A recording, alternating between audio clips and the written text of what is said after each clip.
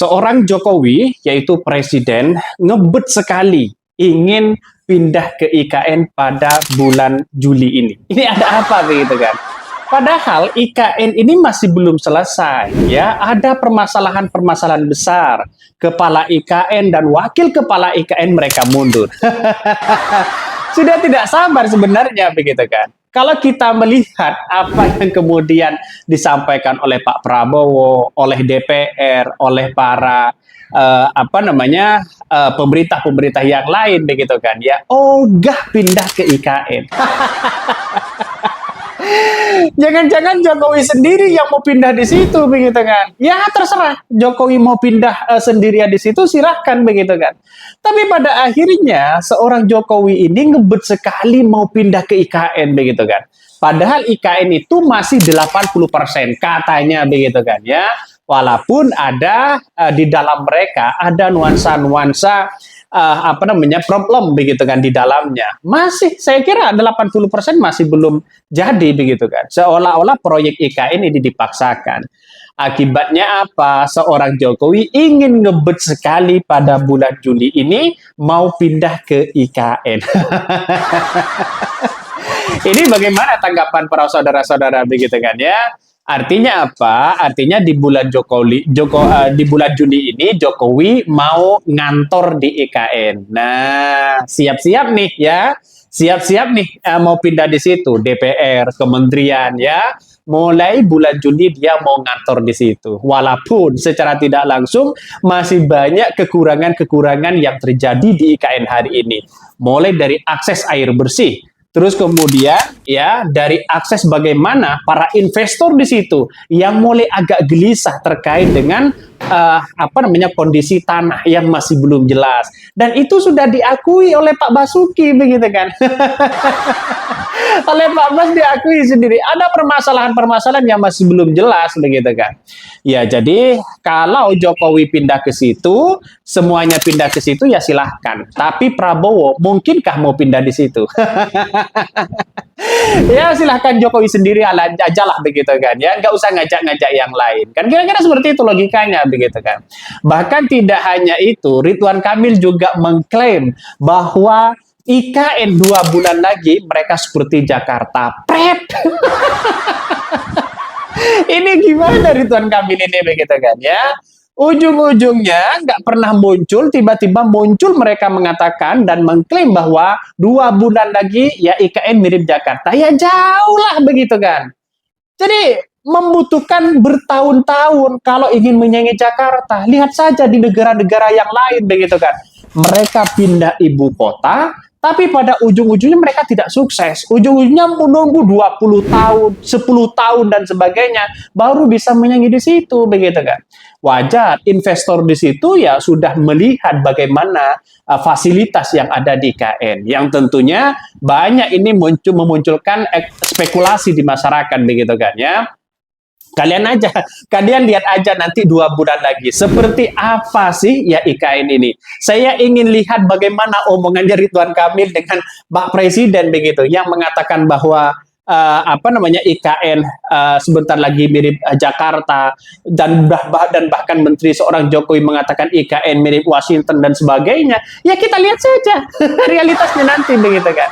Tapi pada akhirnya menurut saya pribadi ya jauh dari kata itu begitu kan ya.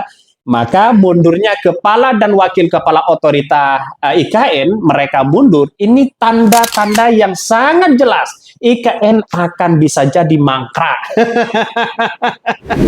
Bisa saja ini hambalan kedua begitu di situ begitu kan ya. Jadi artinya apa? Apakah ini pertanda mimpi dari seorang Jokowi atau mimpi indah dari seorang Jokowi tentang IKN ini akan berantakan? Kepala dan wakil kepala otorita IKN mereka mundur secara berjamaah. Mimpi apa seorang Jokowi? Kita lihat saja omongannya Jokowi nanti begitu kan ya. Dan tidak hanya itu, masih banyak permasalahan-permasalahan yang kemudian dilakukan oleh di IKN ini. Bayangkan kepala IKN dipaksa mundur di situ karena tidak mau melaksanakan perintah si Luhut katanya begitu kan.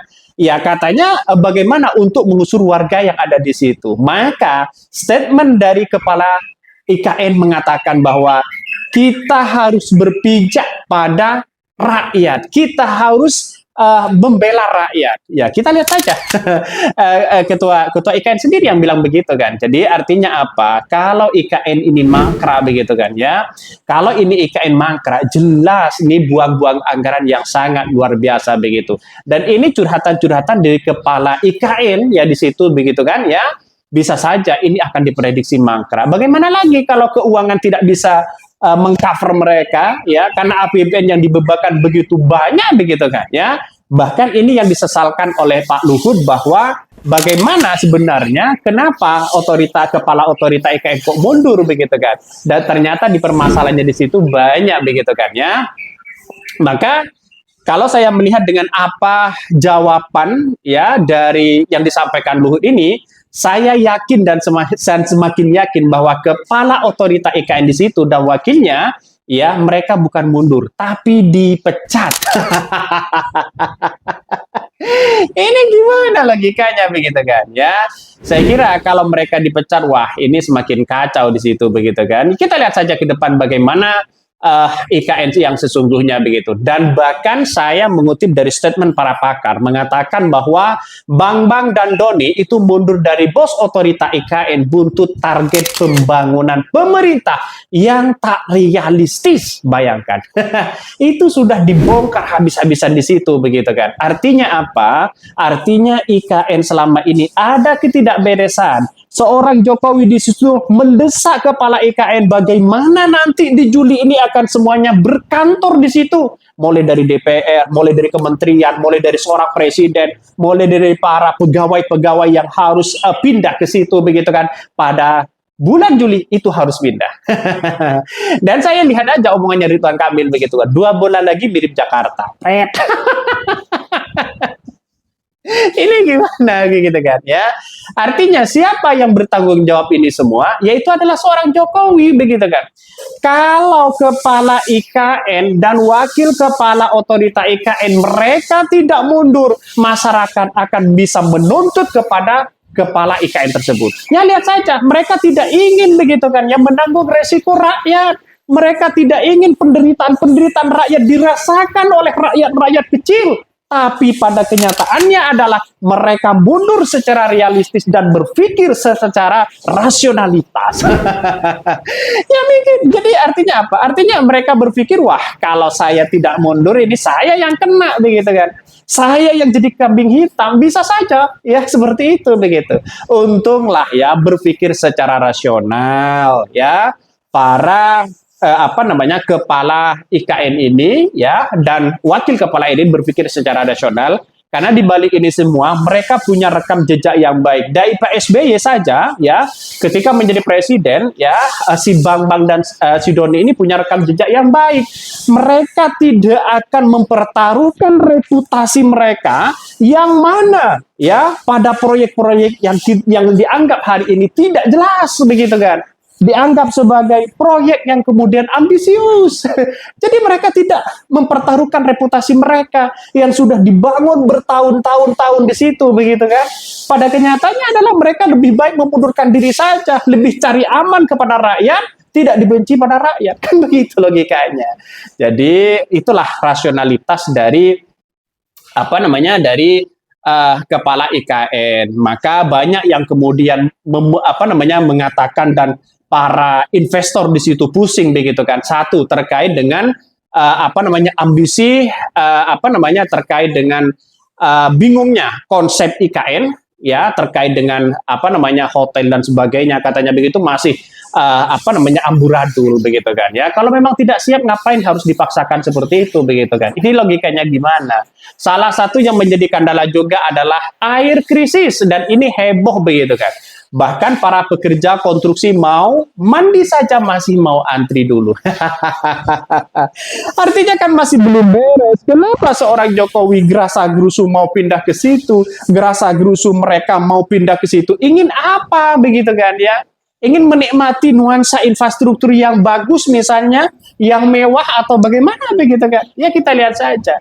Jadi artinya apa? Artinya inilah ya yang kemudian pemimpin tidak tahu terkait dengan bagaimana penderitaan rakyat hari ini. Bahan-bahan pokok mahal dan sebagainya begitu kan ya.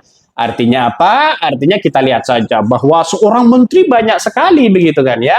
Banyak sekali yang mengatakan bahwa wah, IKN nanti katanya begitu kan, punya kereta tanpa rel saat rezim Jokowi selesai. Ini gimana? Omongannya si Zulhas begitu kan. Omongannya si Zulhas ya banyak ngaurnya begitu kan. Pertama IKN mirip ya Washington dan sebagainya. Terus kemudian sekarang ya IKN akan nanti ada kereta tanpa rel katanya begitu kan ya. Tanpa rel. Ini gimana begitu kan? Dia mungkin ya pakai layang atau bagaimana begitu kan. Anggarannya dari mana? Uangnya siapa, Bos? Ya, uangnya siapa ini? Ya, uangnya siapa coba bayangkan. Kalau tidak punya uang gak usahlah sok-sokan mikir kayak gitu begitu ya. Oke, yang penting adalah bagaimana mereka terhadap melayani rakyat itu dulu sebenarnya. Mungkin itu yang kami sampaikan ya, tonton terus channel Hodari Podcast Rakyat ini. Jangan lupa di subscribe di YouTube Hodari Podcast Rakyat ini.